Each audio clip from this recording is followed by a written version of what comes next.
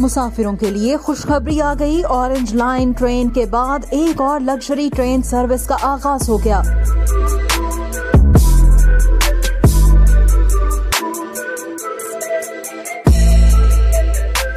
Green line express train track पर चल पड़ी।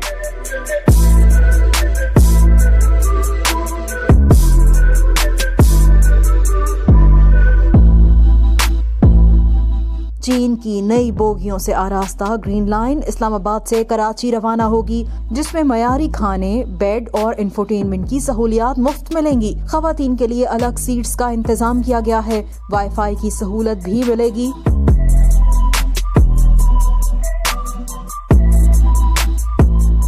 ट्रेन रावलपिंडी, चकलाला, लाहौर, खानेवाल, बहावलपुर, रोहड़ी, हैदराबाद और ड्रिग रोड रेलवे स्टेशन पर रुकेगी।